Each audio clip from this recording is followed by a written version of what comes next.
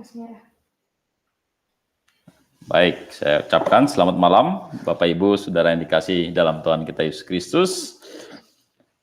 Kita bersyukur di malam hari ini kita bisa mengadakan pendalaman Alkitab kembali, walaupun kita menggunakan Gimit ya, tetapi intinya kita masih bisa belajar firman Tuhan.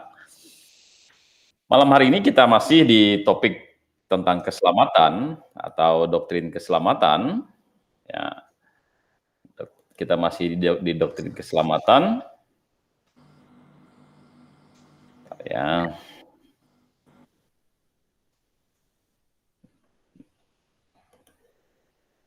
Ya, kita masih di doktrin keselamatan.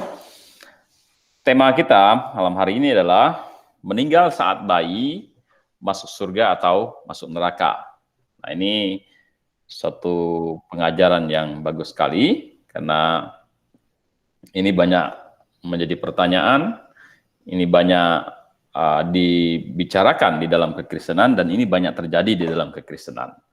Tapi sebelum kita membahas firman Tuhan, kita berdoa terlebih dahulu, minta hikmat dari Tuhan agar kita bisa belajar firman Tuhan dengan baik. Saya pimpin kita dalam doa. Bapa kami yang dalam kerajaan surga, terima kasih Tuhan buat malam hari ini, karena kami anak-anak-Mu diberikan kesempatan untuk belajar firman-Mu.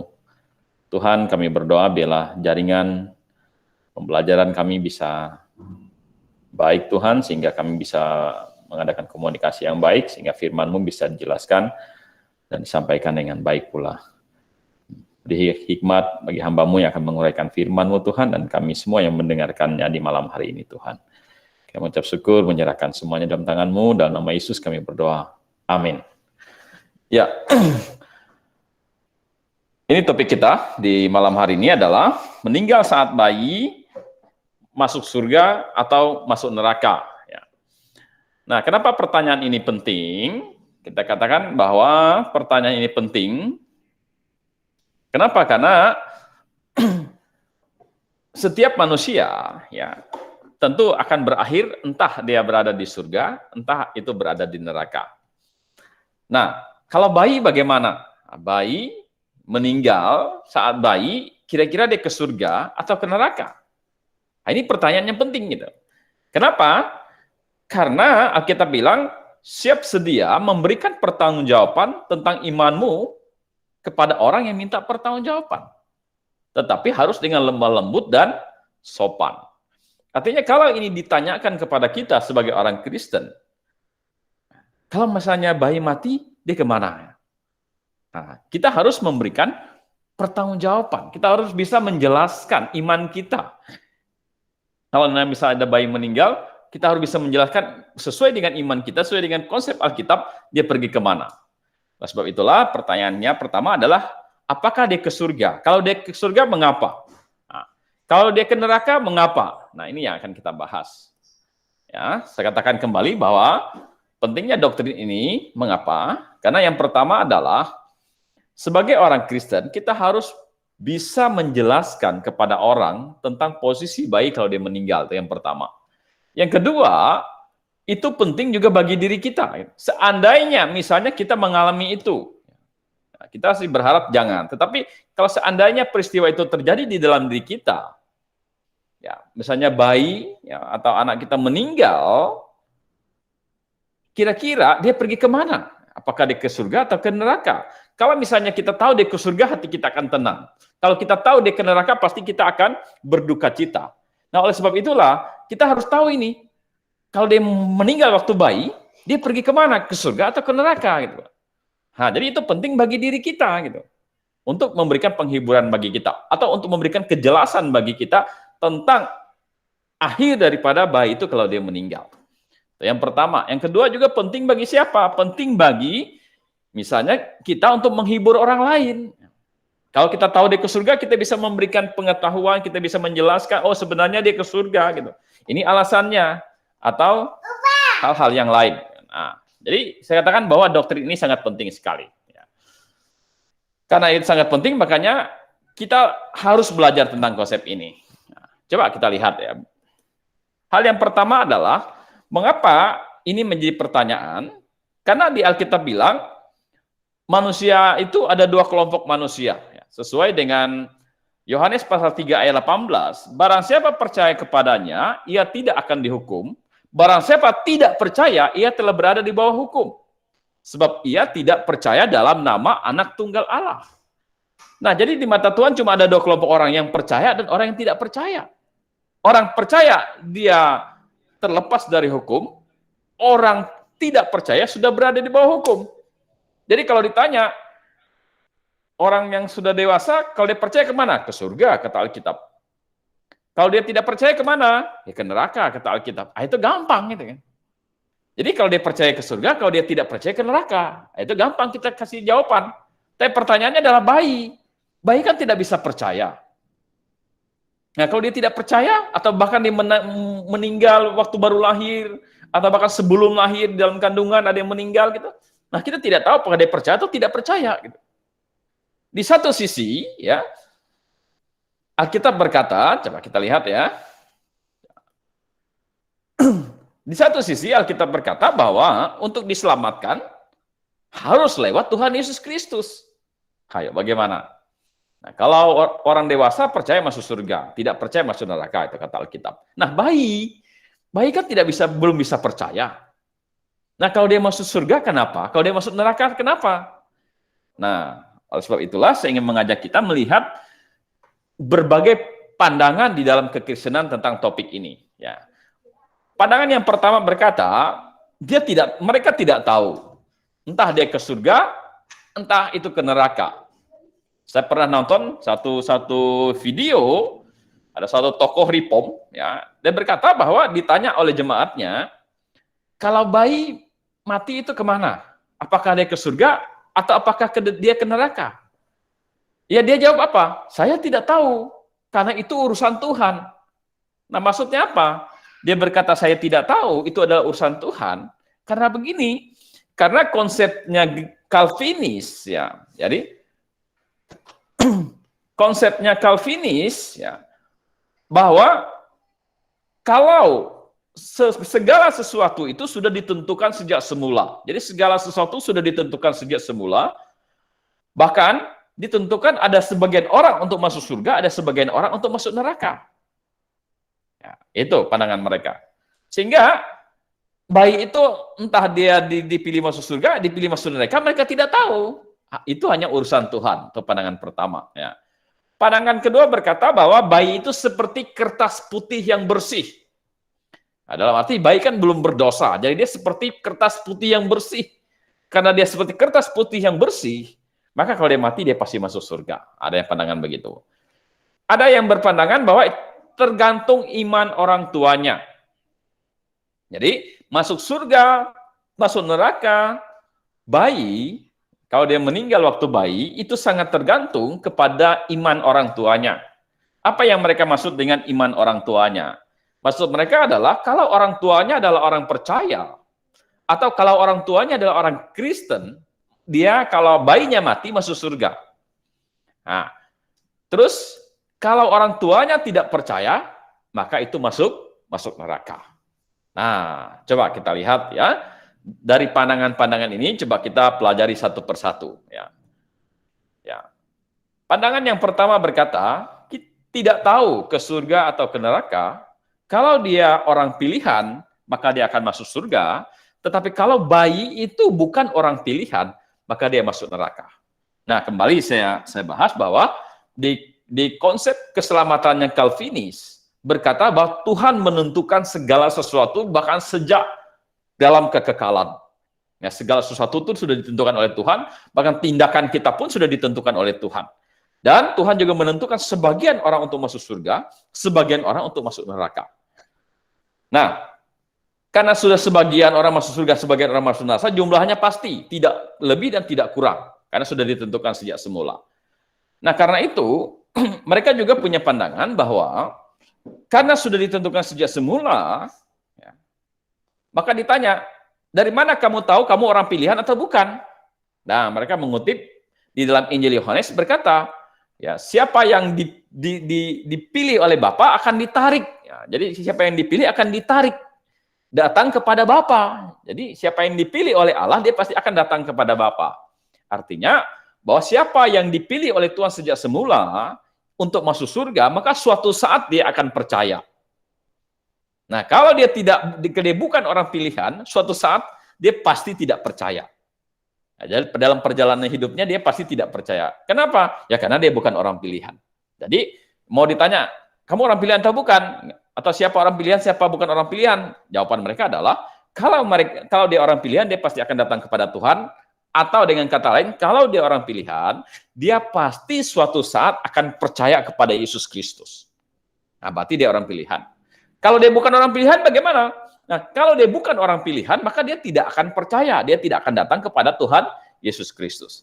Nah, jadi kalau sepanjang hidupnya dia tidak percaya, tidak datang kepada Tuhan, tidak diselamatkan, berarti dia bukan orang pilihan. Nah, itu, jadi konsep itu. Tetapi yang menjadi masalah adalah, yang tidak mereka bisa jawab adalah bayi. Bagaimana dengan bayi? Bayi kan tidak bisa percaya. Dia tidak bisa datang kepada Tuhan. Belum sempat datang, belum sempat percaya, sudah meninggal. Apakah dia orang pilihan atau bukan? Nah, disinilah mereka tidak bisa menjawab. Ya, jawabannya adalah, kami tidak tahu dia ke surga atau ke neraka. Tergantunglah. Kalau memang Tuhan pilih dia akan masuk surga. Kalau Tuhan tidak pilih dia akan masuk neraka. Nah, jadi dengan demikian kita tidak tahu misalnya bayi kita ini dia dipilih masuk surga atau dipilih masuk neraka.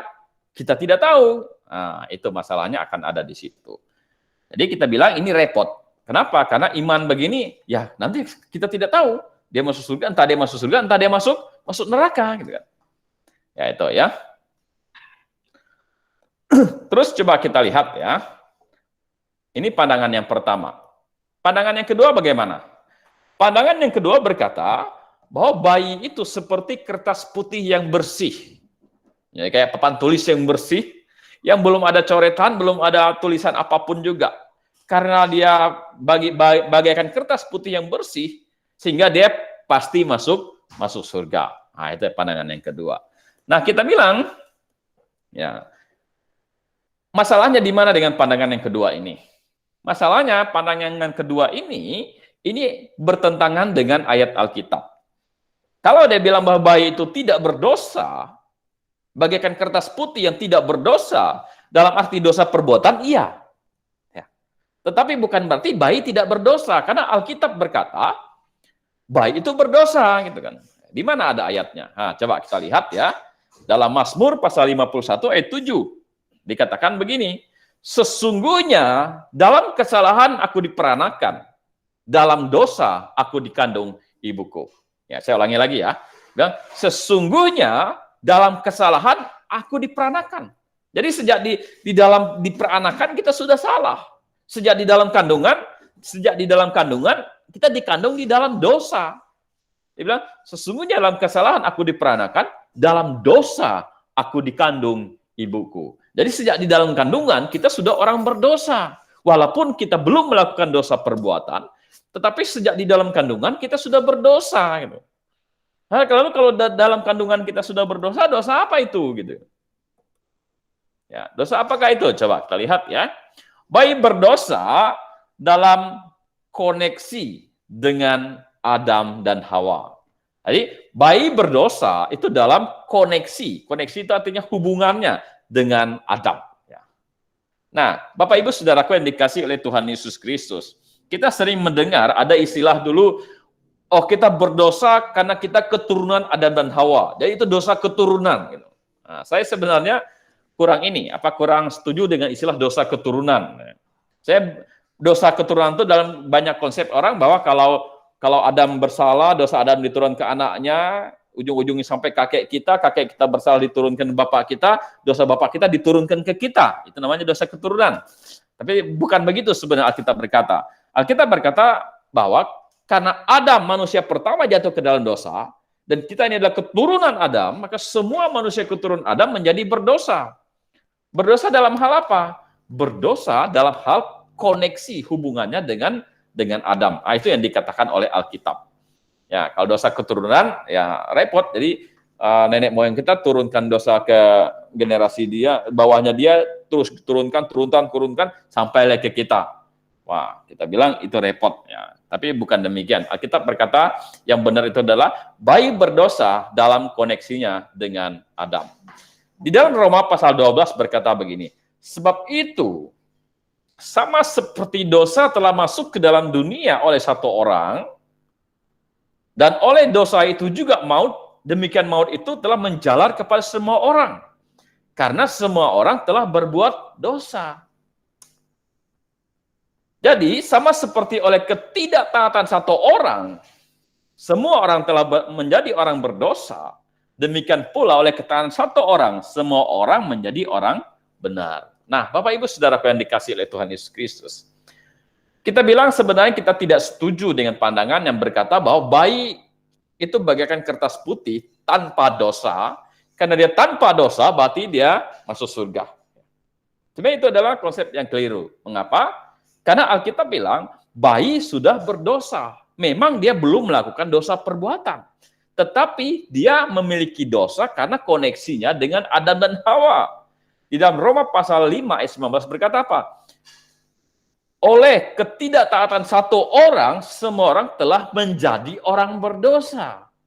Jadi oleh ketidaktaatan Adam, maka semua orang, termasuk bayi, menjadi orang berdosa. Ya, jadi menjadi orang berdosa bukan karena bayinya melakukan dosa, tapi karena bayinya keturunan daripada Adam, manusia keturunan Adam menjadi orang yang berdosa. Makanya di dalam Mazmur pasal 51 ayat 7 tadi berkata apa? Sejak dalam kandungan, aku dikandung di dalam dosa. Maksudnya bahkan dalam kandungan sekalipun, ya pribadi itu dia sudah berdosa, yaitu dosa koneksinya dengan Adam dan Hawa. Jadi tidak benar bahwa dia kertas putih yang bersih tanpa dosa sehingga kalau mati pasti masuk surga. Ya, itu aja ya. Terus coba kita lihat pandangan selanjutnya. Nah, coba kita lihat pandangan yang ketiga. Nah, pandangan yang ketiga ini berkata tergantung iman orang tuanya. Ya, apa maksud tergantung iman orang tuanya? Tergantung iman orang tuanya maksudnya kalau orang tuanya percaya, maka dia pasti akan masuk surga. Demikian juga sebaliknya. Kalau orang tuanya tidak percaya, maka mereka akan masuk neraka. Jadi bayi itu akan masuk neraka. Kalau orang tuanya percaya, dia akan masuk surga. Orang tuanya tidak percaya, dia akan masuk neraka. Nah, di mana ayat yang mereka sering pakai? Coba kita lihat ya dalam 1 Korintus pasal 13 sampai ayat 14. Ini nasihat Rasul Paulus kepada jemaat yang ada di Korintus. Dia bilang, dan kalau ada seorang istri bersuamikan orang yang tidak beriman, dan laki-laki itu mau hidup bersama-sama dengan dia, jangan ia menceraikan laki-laki itu. Maksudnya begini, maksudnya ayat ini begini ya, ini tidak mengajarkan kita boleh menikah dengan orang yang tidak seiman, ya, atau tidak percaya Tuhan. Maksudnya begini, tadinya mereka sudah menikah, ya, jadi sudah menikah, dan mereka bukan orang percaya kepada Tuhan. Tetapi dalam perjalanan pernikahan itu, tiba-tiba salah satunya, entah suaminya, entah istrinya, ya, mendengar berita Injil, percaya akhirnya diselamatkan. Nah, jadi dalam perjalanan waktu akhirnya percaya dan diselamatkan. Lalu mereka bertanya dengan Rasul Paulus, saya sudah selamat, mungkin pasangan saya belum selamat. Boleh tidak saya ceraikan istri saya atau ceraikan suami saya? Nah, itu yang mereka tanyakan kepada Rasul Paulus. Dan Rasul Paulus menjawab dalam 1 Korintus pasal 7 ayat 13 ini. Dan kalau ada seorang istri bersuamikan orang yang tidak beriman, dan laki-laki itu mau hidup bersama-sama dengan dia, jangan ia menceraikan laki-laki itu. Kenapa? Gitu. Alasannya ini, karena suami yang tidak beriman itu dikuduskan oleh istrinya, dan istri yang tidak beriman itu dikuduskan oleh suaminya. Andai kata tidak demikian, niscaya anak-anakmu adalah anak-anak cemar. Tetapi sekarang mereka adalah anak-anak kudus. Nah, katanya, kalau misalnya kamu istri yang percaya Tuhan, suamimu tidak percaya, jangan ceraikan dia. Kenapa? Karena ayat 14 berkata, karena suami yang tidak beriman itu dikuduskan oleh istrinya, istri yang tidak beriman itu dikuduskan oleh suaminya. Nah, kalau suami istri kudus, nah, akhirnya apa katanya? Andai kata tidak demikian, niscaya anakmu adalah anak-anak cemar. Maksudnya kalau kamu satu tidak percaya, satu percaya, nanti anakmu cemar. Tetapi kalau sama-sama percaya, anakmu nanti kudus. Tetapi sekarang mereka adalah anak-anak kudus. Nah, jadi pandangan ini berkata, kalau orang tuanya percaya, atau orang tuanya, istrinya orang kudus, nanti menguduskan suaminya, suami istri kudus, anaknya tidak anak cemar lagi. Anaknya adalah anak kudus. Nah, kalau suami istri sudah percaya, suami istri sama-sama orang kudus ini, dan bayinya lahir misalnya, dan meninggal waktu bayi, kebetulan dia bayi daripada orang-orang tua yang sudah percaya, orang-orang tua yang sudah kudus, maka kalau dia mati pasti masuk surga katanya. Nah, demikian sebaliknya, kalau misalnya suaminya tidak percaya, istrinya tidak percaya, berarti orang tuanya tidak percaya, berarti mereka cemar, otomatis anak-anak mereka cemar. Nah, kalau gitu, kalau mereka mati, ya, bayi mati dari orang tua yang tidak percaya Tuhan, katanya masuk neraka. Nah, pandangan ini ya. Nah, menurut pandangan ini, iman orang tua itu menentukan keselamatan anaknya. Jadi, menurut pandangan ini, iman orang tua itu menentukan keselamatan anaknya. Kalau orang tuanya percaya, anaknya selamat. Kalau orang tuanya bukan orang percaya kepada Tuhan Yesus, maka kalau meninggal waktu bayi itu akan masuk neraka. Nah, ini pandangan ini. Nah, pandangan inilah memunculkan pandangan bahwa sebelum seseorang akil balik, ya, dosa anak masih tanggung jawab orang tua. Jadi sebelum anak akil balik, ya, kesalahan dosa anak itu ditanggung oleh orang tua. Nah, makanya orang tua bilang sering begini, "Nah, ya kamu masih ini, coba kamu rajin-rajin ke gereja, ya, buang-buang dosamu. Ya, kurang-kurangilah dosamu. Nanti mama capek tanggung dosamu, papa capek tanggung dosamu." Nah, maksud mereka adalah kalau dia belum akil balik, belum dewasa, belum menjadi jemaat yang penuh, atau di tempat lain sebelum dia sidi, dosa itu ditanggung oleh anak orang tuanya. Setelah dia sidi, setelah dia akil balik, setelah dia sudah menjadi jemaat penuh, baru dosa itu ditanggung oleh dia. Nah, jadi keselamatan anak itu tergantung orang tuanya. Orang tuanya percaya, dia akan masuk surga. Orang tuanya tidak percaya, dia akan masuk neraka. Maka pandangan ini memunculkan bahwa sebelum seseorang akil balik, dosa anak atau bayi itu ditanggung oleh orang tuanya. Nah, setelah dia menjadi jemaat penuh, setelah dia sidi mungkin, setelah dia dewasa, dia menjadi jemaat dewasa, baru dosa itu disahkan dia sendiri yang tanggung. Coba kita lihat, apakah pandangan ini sesuai enggak dengan Alkitab? Ya, pandangan yang ketiga ini. Kita bilang bahwa pandangan ini tidak sesuai dengan Alkitab dan tentu juga tidak sesuai dengan logika. Ya. Kenapa?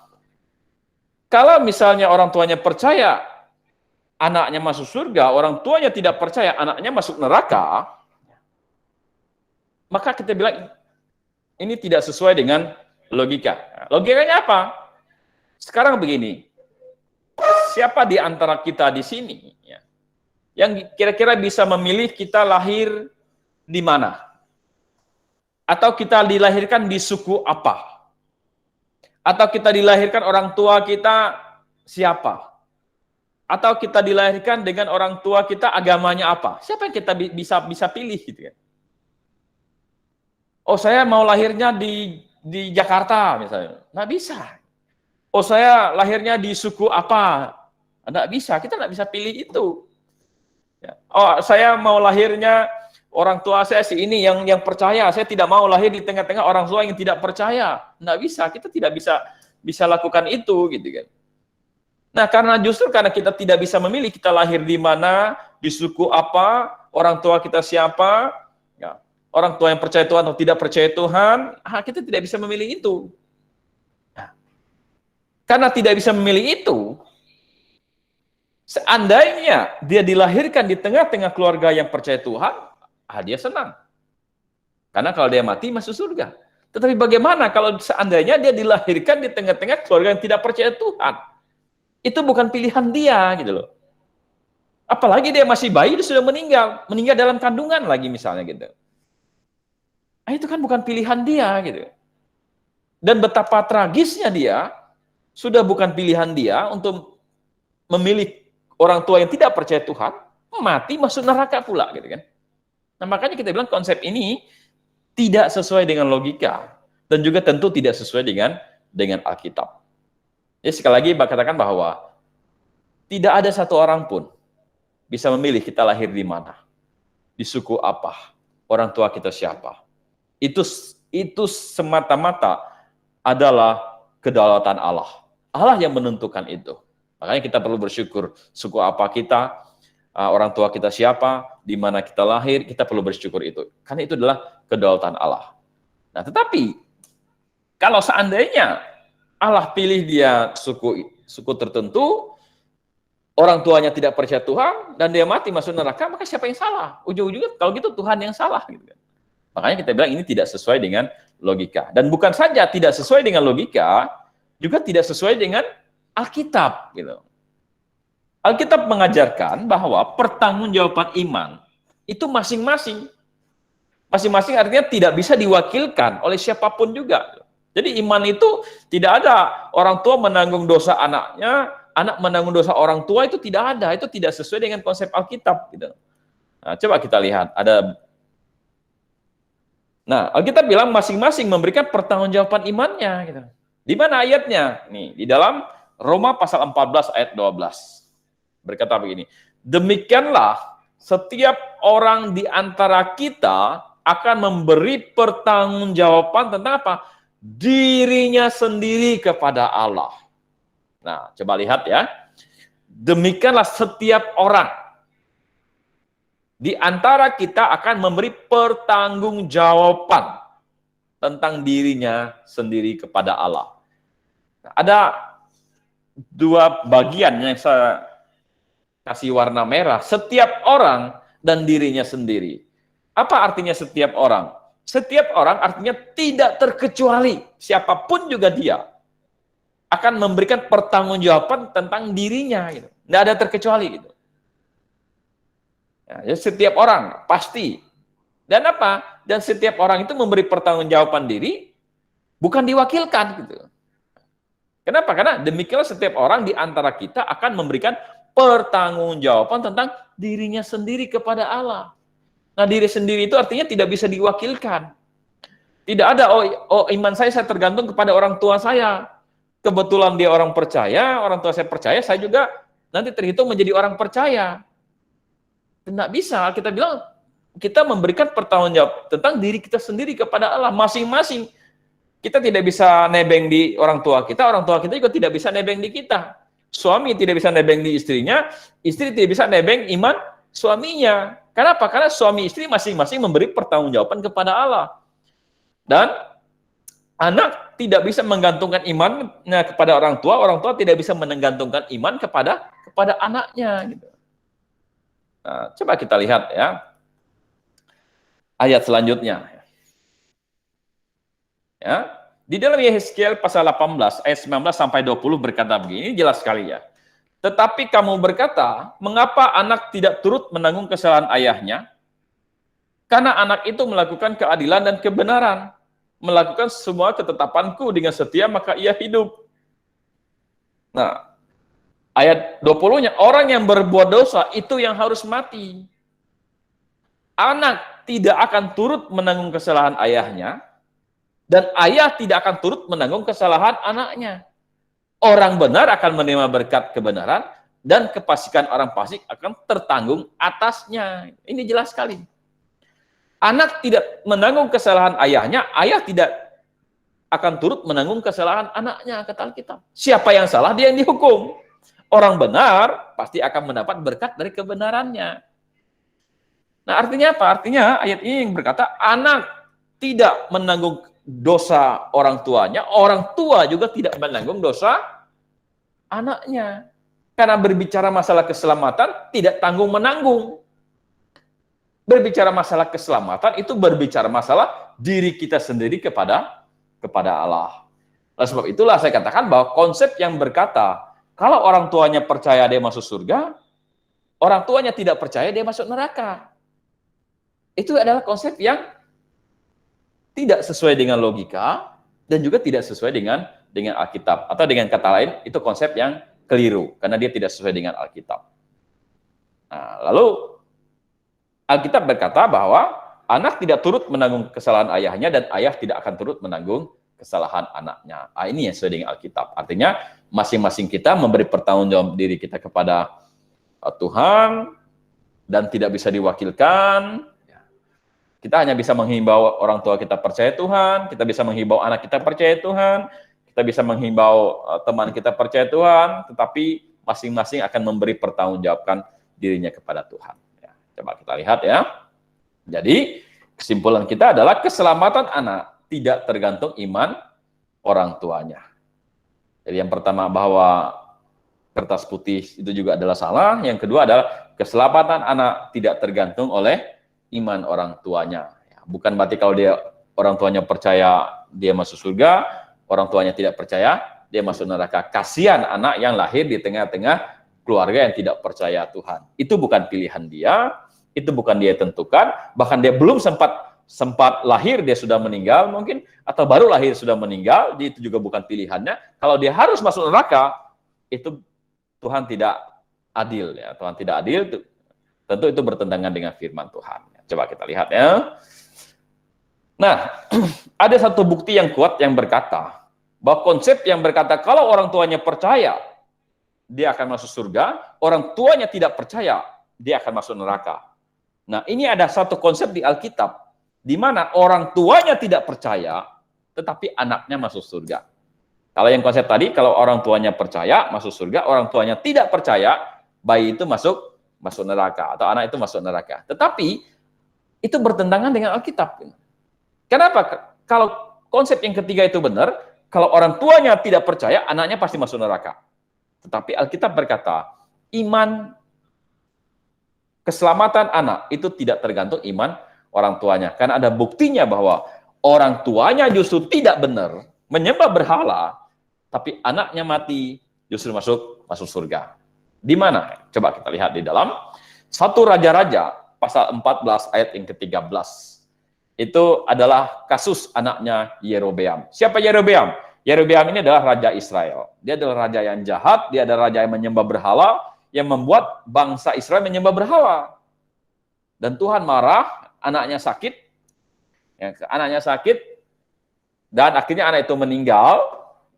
Di ayat yang ke-13, setelah anak itu meninggal, dikatakan seluruh Israel akan meratapi dia, anaknya itu maksudnya, di ayat 1 mengatakan anaknya, dan menguburkan dia. Sebab hanya dialah daripada keluarga Yerobeam yang akan mendapat kubur. Kenapa? Kubur itu maksudnya perhentian kekal gitu. Sebab di antara keluarga Yerobeam hanya padanya lah terdapat sesuatu yang baik di mata Tuhan Allah Israel.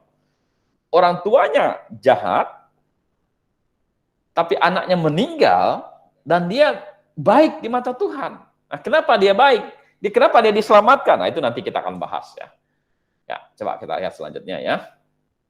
Nah, jadi kalau begitu dari pandangan pertama, pandangan kedua, pandangan yang ketiga sudah kita bahas. Nah, sekarang kita bahas bagaimana menurut Alkitab kalau begitu. Baik kalau dia mati kemana kalau menurut Alkitab? Nah, coba kita lihat ya. Alkitab berkata bahwa untuk memperoleh jalan keselamatan atau untuk masuk surga hanya lewat Yesus Kristus. Jadi semua hanya lewat Yesus Kristus. Dalam Kisah Para Rasul pasal 4 ayat 12 berkata, dan keselamatan tidak ada di dalam siapapun juga selain di dalam Dia. Dalam Dia itu maksudnya dalam Yesus ya, ayat 11-nya. Sebab di bawah kolong langit ini tidak ada nama lain yang diberikan kepada manusia yang olehnya kita diselamatkan. Jadi untuk diselamatkan lewat Yesus Kristus, lewat pengorbanan Yesus Kristus maksudnya ya. Nah, dosa manusia itu secara umum ada dua. Yang pertama adalah dosa koneksi dengan Adam dan Hawa, itu yang dimiliki oleh bayi. Yang kedua adalah dosa perbuatan. Jadi yang pertama adalah dosa koneksi dengan Adam dan Hawa, yang kedua adalah dosa perbuatan. Dosa perbuatan maksudnya apa? Maksudnya adalah kalau misalnya kita lahir, ya, kita bertumbuh, gitu. Ya bertumbuh. Ya. Nah, akil balik. Ya. Setelah akil balik, kita tahu benar, tahu salah. Secara sengaja berbuat salah, nah itu kita sudah berdosa. Kita sudah melakukan namanya dosa perbuatan. Nah, itu. Jadi Secara umum dosa ada dua, dosa koneksi dengan Adam dan Hawa, dan dosa perbuatan. Nah, menurut Alkitab, ya, semua dosa ditanggung oleh Tuhan Yesus Kristus. Dalam 1 Yohanes pasal 2, ayat 2, dan ia adalah pendamai untuk segala dosa kita. Dan bukan untuk dosa kita saja, tetapi juga untuk dosa seluruh dunia. Jadi kematian Tuhan Yesus di atas kayu salib itu menanggung semua dosa kita. Dan juga seluruh dosa dunia. Semua dosa kita, maksudnya semua dosa dunia maksudnya apa? Tuhan Yesus mati di kayu salib menanggung semua dosa koneksi dengan Adam dan Hawa sudah beres. Dan juga semua dosa kita juga. Itu sudah ditanggung oleh Tuhan Yesus Kristus. Nah, itu maksudnya ya. Terus, segala dosa yang dimaksud tadi seperti apa? Segala dosa maksudnya adalah dosa koneksi kita dengan Adam dan Hawa. Waktu Tuhan Yesus mati di kayu salib, dia menanggung semua dosa koneksi manusia dengan Adam dan Hawa. Itu sudah dibereskan. Yang kedua adalah semua dosa perbuatan kita juga sudah ditanggung semua oleh Tuhan Yesus Kristus. Ya, jadi semua dosa koneksi dan semua dosa perbuatan, ketika Tuhan Yesus mati ya kayu salib, dia menanggung semua dosa kita dan semua dosa dunia, semuanya selesai. Baik dosa koneksi maupun dosa perbuatan, semua diselesaikan oleh Tuhan Yesus di atas kayu salib. Nah, dosa koneksi dengan Adam dan Hawa itu selesai di atas kayu salib. Nah, artinya ketika Tuhan Yesus disalib, dia menanggung semua dosa. Dosa koneksi dengan Adam dan Hawa itu terselesaikan oleh Tuhan Yesus di atas kayu salib. Dan teraplikasi kepada semua orang. Jadi, semua dosa koneksi dengan Adam dan Hawa, dengan Adam itu terselesaikan di atas kayu salib dan juga teraplikasi kepada semua manusia. Nah, dosa koneksi dengan Adam, ya. Bayi belum melakukan dosa perbuatan. Bayi hanya berdosa oleh koneksinya dengan Adam. Nah, karena Yesus Kristus mati di kayu salib dan menanggung semua dosa koneksi dan semua dosa perbuatan, maka sebenarnya karena bayi hanya berdosa oleh koneksi dengan Adam dan Hawa dan belum melakukan dosa perbuatan, maka dosanya koneksi bayi itu sudah terselesaikan, otomatis terselesaikan, otomatis teraplikasi kepada semua manusia, termasuk semua bayi juga. Gitu. Karena itulah kita yakin bayi memang berdosa, tapi dia hanya dosa secara perbuatan. Karena dia dosa secara perbuatan, kalau belum melakukan dosa perbuatan, karena dosanya hanya dosa koneksi, maka kalau bayi mati atau meninggal, dia pasti masuk surga. Ya, jadi, saya ulangi lagi bahwa Yesus mati di kayu salib menanggung semua dosa koneksi dan juga semua dosa perbuatan kita. Nah, bayi berdosa enggak? Berdosa. Tapi dosa dia hanya dosa koneksi. Tetapi dosa koneksi itu otomatis tertanggung, otomatis teraplikasi waktu Tuhan Yesus mati di atas kayu salib. Sehingga dosanya bayi sudah terselesaikan kurang lebih 2000 tahun yang lalu oleh Tuhan Yesus di atas kayu salib. Dan itu berlaku kepada bayi sebelum kematian Yesus. Dan juga berlaku kepada bayi sesudah kematian Tuhan Yesus Kristus. Karena itu, kalau bayi meninggal, dia pasti masuk surga. Lalu apa bedanya dengan kertas putih tadi? Katakannya kan bayi bagian kertas putih belum berdosa sehingga dia pasti masuk surga. Oh, kita bilang bedanya begini. Memang sih sama-sama pasti masuk surga. Cuma bedanya pandangan itu menganggap bahwa bayi itu bersih tanpa dosa. Sehingga dia masuk surga. Kalau kita bilang yang benar adalah bayi memang belum melakukan dosa perbuatan. Dia berdosa, tapi secara koneksi. Dan tetap untuk diselamatkan harus lewat kayu salib. Nah, waktu di kayu salib itulah Tuhan Yesus menyelesaikan dosa koneksi semua manusia.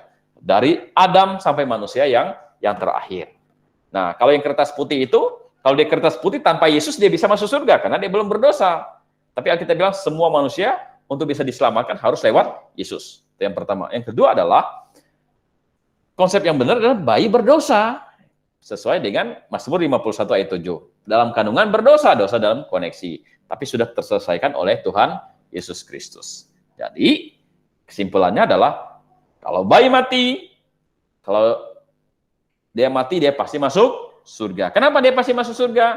Karena dia belum melakukan dosa perbuatan, dia baru berdosa secara koneksi dengan Adam dan Hawa, tapi itu sudah otomatis tertanggung oleh Tuhan Yesus di atas kayu salib. Dan ini berlaku bukan hanya kepada bayi orang percaya, tetapi kepada semua bayi di muka bumi ini, atau bayi siapapun juga. Jadi bedanya kita dengan konsep yang ketiga tadi, kalau konsep ketiga, kalau orang tuanya percaya, dia masuk surga, orang tuanya tidak percaya, dia masuk neraka. Tapi kita bilang, tidak demikian. Kita sudah bahas bahwa masing-masing memberi pertanggungjawaban tentang dirinya sendiri, tidak ada tanggung-menanggung gitu. Tetapi yang benar adalah bayi hanya berdosa secara koneksi dan itu sudah tertanggung semua oleh Tuhan Yesus di kayu salib. Karena semua sudah tertanggung, maka bayi siapapun juga, semua bayi di muka bumi ini kalau dia mati dia pasti masuk surga. Itu kata Alkitab. Jadi bukan nanti bayi pilihan masuk surga, bayi tidak pilihan masuk neraka, tidak. Bayi kalau dia meninggal, dia pasti akan masuk surga. Baik siapapun juga di muka bumi ini, dia pasti akan masuk surga kalau dia meninggal saat bayi. Nah, jadi jelas ya, itu kata Alkitab. Nah, terus coba kita lihat. Mereka yang belum melakukan dosa perbuatan, atau sebelum akil balik, kalau mereka mati, pasti masuk surga. Jadi, bayi sampai usia akil balik, artinya sebelum dia akil balik, sebelum dia melakukan kesadaran benar salah, dengan penuh kesadaran, tahu ini salah akibatnya ini, benar akibatnya ini, atau belum akil balik, ya kalau dia berdosa sebelum dia akil balik, kalau dia mati pasti masuk surga. Jadi bayi, anak-anak sebelum dia akil balik, ya, kalau dia berbuat dosa, dia pasti akan masuk surga. Kenapa? Karena dia belum melakukan dosa secara perbuatan. Dia baru berdosa secara koneksi. Dan dosa itu sudah terselesaikan oleh Tuhan Yesus di atas kayu salib. Ya, atau dibereskan. Karena beres, mereka pasti akan masuk surga. Jadi mereka yang belum melakukan dosa perbuatan, atau belum akil balik, kalau mati mereka pasti akan masuk surga. Jadi bukan hanya bayi saja, tapi anak-anak yang belum akil balik, belum melakukan dosa perbuatan dengan penuh kesadaran, kalau dia mati, dia pasti masuk surga. Atau mereka yang tidak memiliki kemampuan percaya. Misalnya orang idiot, ya, idiot atau Down syndrome gitu. Ya, katanya Down syndrome itu pertumbuhan otak itu, batas pertumbuhan otak itu sampai dia umur 2 tahun. Jadi badannya besar, umurnya sudah belasan tahun, tapi pemikirannya masih kayak anak yang umur 2 tahun gitu. Kadang ketawa ke TV, kemana-mana denteng sama orang tuanya gitu kan. Ini kelakuannya seperti anak kecil gitu kan. Kita mungkin sering melihat itu. Ya, jadi sebenarnya walaupun dia misalnya marah sama mamanya, marah sama bapaknya, tapi sebenarnya itu memang bukan kemampuan dia, kesadaran dia, karena dia mengalami gangguan. Ya. Sorry. Jadi mengalami gangguan dalam pemikirannya. Jadi mereka yang tidak memiliki kemampuan percaya atau gila dari kecil, kalau dia mati pasti masuk surga. Jadi kesimpulan kita di malam hari ini adalah bayi siapapun juga, kalau dia meninggal, dia pasti masuk surga. Bukan hanya bayi orang Kristen, tapi semua bayi di muka bumi ini, kalau dia mati atau kalau dia meninggal, dia pasti masuk surga. Atau orang idiot, Down syndrome, orang gila dari kecil, yang tidak memiliki kemampuan untuk percaya, ada gangguan dalam dalam pikirannya. Dari kecil, kalau mereka mati pasti masuk surga. Makanya saya sering katakan bahwa kalau ada lihat anak kecil yang gila dari kecil, jangan kita anggap enteng, atau orang idiot, orang Down syndrome. Kenapa? Dia pasti masuk surga. Nah, itu ya. Terus kita lihat selanjutnya. Jadi mereka pasti masuk surga. Nah, dosa perbuatan. Nah, kalau misalnya bayi lahir, terus dia bertumbuh menjadi anak, habis itu dia akil balik, ya. dan dia berbuat dosa secara perbuatan. Nah, dosa inilah yang harus dibawa dalam bertobat dan percaya kepada Yesus Kristus. Artinya kalau dia tidak meninggal waktu bayi, dia tidak meninggal waktu anak-anak, sudah akil balik, untuk pertama kali dia berbuat dosa, nah dosa inilah yang harus dibawa ke dalam pertobatan, bertobat dan percaya kepada Yesus Kristus. Kenapa? Karena dia bukan hanya tidak berdosa secara koneksi lagi, dosa koneksi dia sudah beres. Tapi dia sekarang berdosa oleh perbuatannya. Nah, dosa perbuatan inilah yang harus dibawa dalam bertobat dan percaya kepada Tuhan Yesus Kristus, menerima Tuhan sebagai Tuhan dan Juru Selamat. Kenapa? Ya. Karena pengorbanan Tuhan Yesus kepada mereka yang berdosa secara perbuatan itu teraplikasi saat dia percaya. Memang Tuhan menanggung semua dosa koneksi, Tuhan menanggung semua dosa perbuatan, tetapi dosa perbuatan itu teraplikasi kapan? Bukan langsung teraplikasi kepada semua orang. Kalau dosa koneksi teraplikasi kepada semua orang, tetapi kalau dosa perbuatan, Tuhan menanggung dosa perbuatan, tapi dosa itu teraplikasi ketika seseorang itu percaya. Kalau dia tidak percaya bagaimana? Nah, ada orang bilang begini, Yesus mati untuk semua orang. Yesus mati untuk semua manusia di muka bumi ini. Tapi kenapa kok tidak semua orang masuk surga kalau begitu? Ya kita bilang jawabannya adalah ini. Kenapa? Karena Yesus memang menyediakan keselamatan kepada semua orang. Tetapi keselamatan itu akan teraplikasi kalau dia percaya. Kalau dia tidak percaya itu tidak teraplikasi bagi dia. Nah, jadi Bapak Ibu Saudaraku yang dikasih oleh Tuhan Yesus Kristus, kesimpulan sederhananya adalah semua dosa koneksi manusia sudah selesai. Tapi kalau manusia berdosa secara perbuatan setelah dia akil balik, maka untuk dia bisa masuk surga, dosa perbuatan itu harus dibawa dalam bertobat dan percaya kepada Tuhan Yesus Kristus. Di dalam Roma pasal 9 dan pasal 10 berkata apa? Dengan hati orang percaya dan dengan mulut dia mengaku. Nah, dengan hati orang percaya dan dengan mulut mengaku, maka dia akan diselamatkan. Jadi kalau kita berdosa secara perbuatan dan sudah berdosa secara perbuatan, maka kita perlu bertobat dan percaya kepada Yesus Kristus untuk kita bisa masuk surga. Kalau bayi memang dia juga tidak bisa percaya dan dia memang belum melakukan dosa perbuatan, maka hanya dosa koneksi dan itu sudah beres dilakukan oleh Tuhan Yesus di kayu salib, maka mereka pasti akan masuk surga. Nah, bagi kita ini yang sudah melakukan dosa perbuatan, karena kita tidak mati waktu bayi, kita tidak mati waktu kita masih kecil, tapi kita bertumbuh melakukan dosa perbuatan, harus bertobat dan percaya kepada Yesus Kristus. Kalau tidak, kita pasti akan masuk neraka. Ya.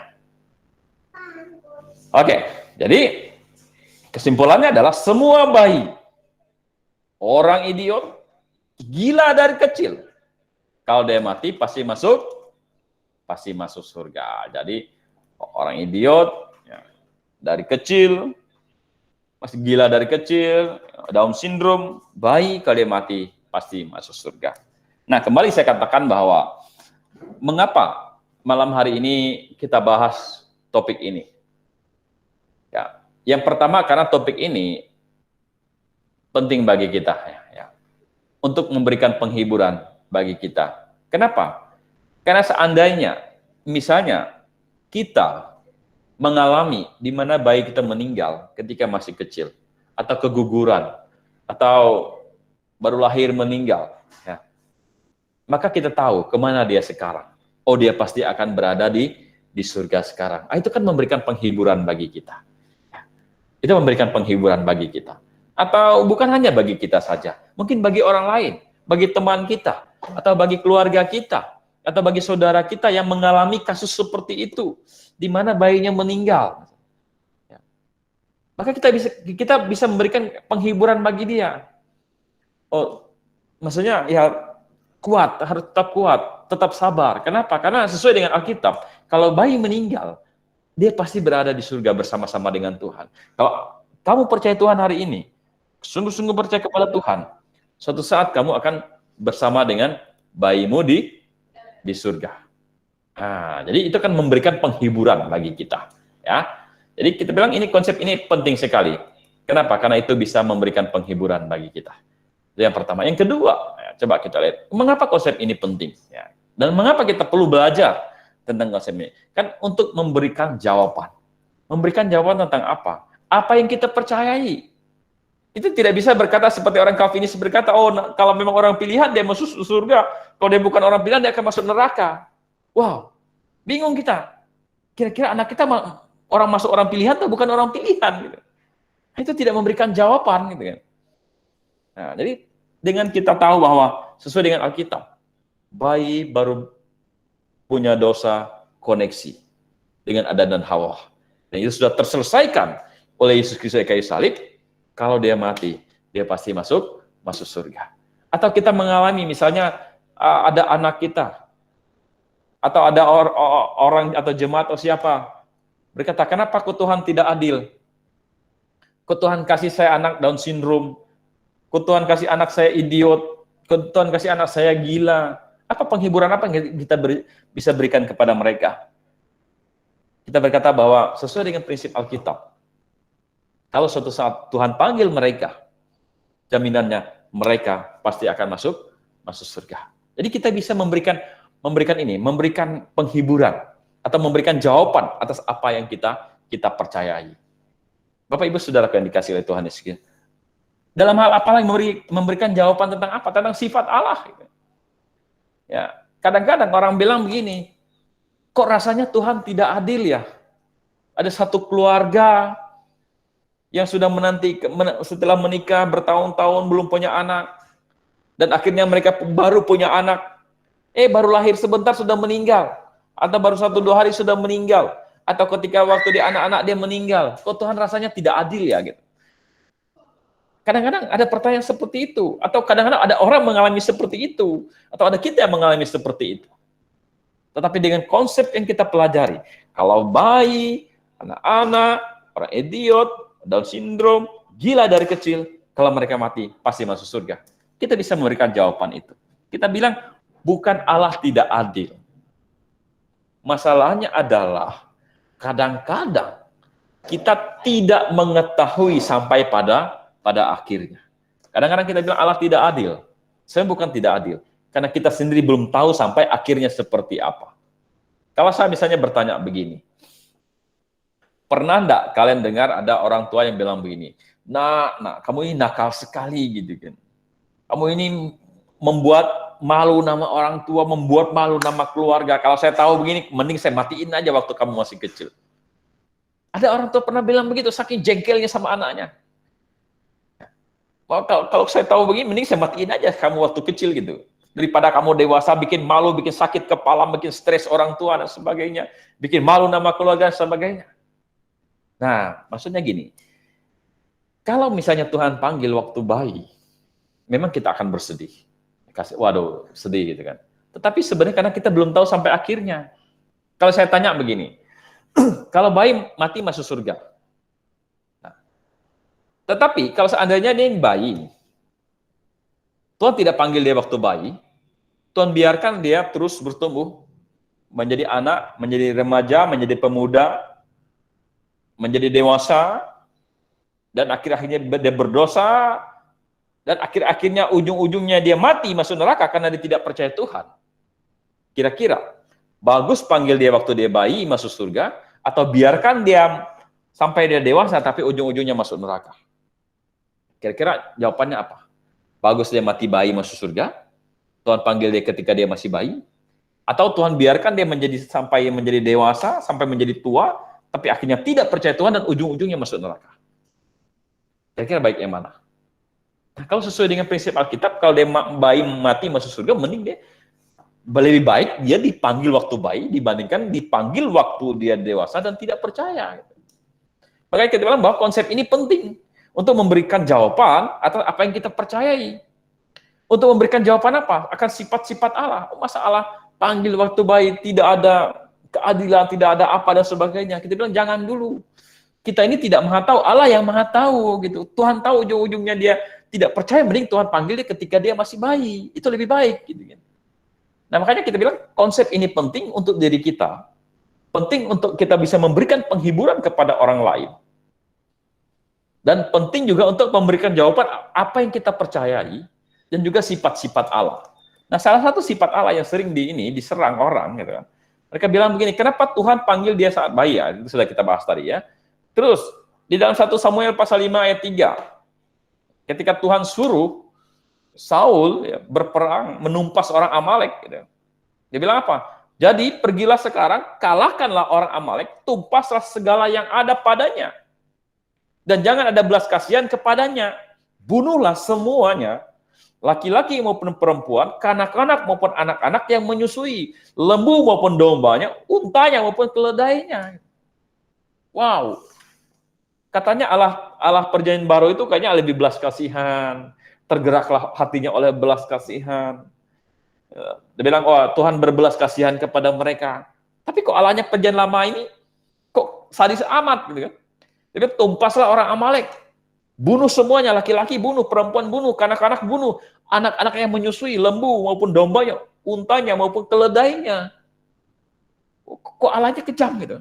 Di mana sifat Allah ya seperti ini kok kejam sekali gitu. Nah, dengan kita memahami kalau bayi mati pasti masuk surga, kita bisa memberikan jawaban atas pertanyaan itu. Jawabannya seperti apa? Jawaban yang pertama adalah laki-laki dan perempuan dewasa, Tuhan sudah tahu tingkat kejahatan mereka. Dan biasanya kalau Tuhan menumpas, itu biasanya atas kejahatan mereka yang sudah penuh. Tuhan tahu mereka tidak mungkin bisa bertobat lagi, kayak Firaun gitu. Ya udah tumpaslah mereka. Ya.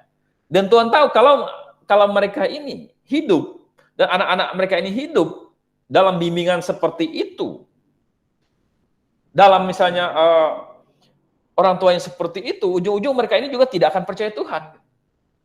Jadi kalau Tuhan bilang, laki-laki dewasa tumpas, perempuannya tumpas, kanak-kanak, anak menyusui tumpas.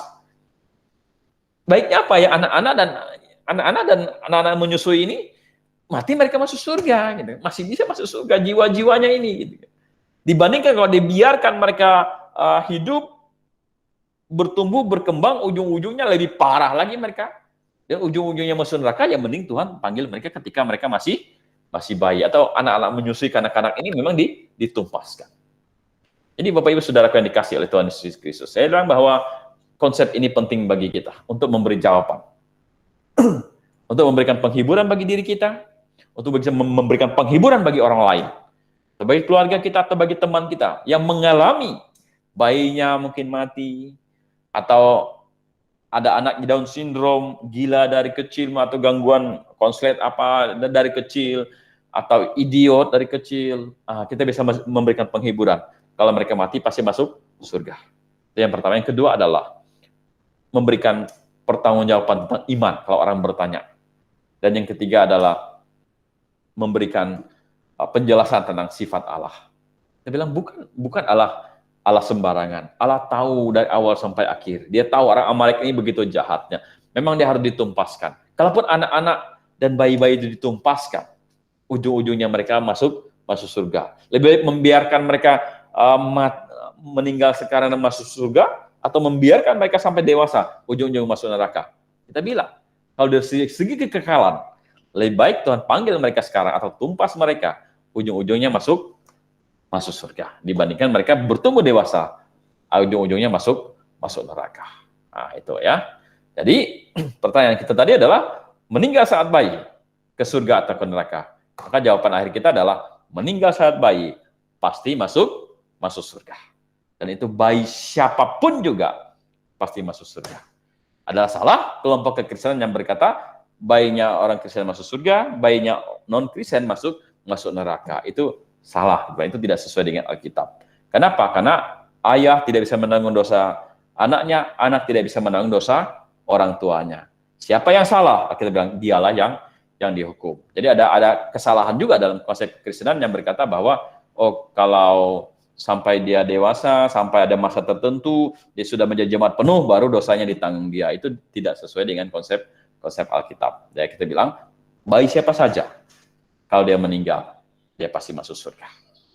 Ya, jadi itu penjelasan saya di malam hari ini.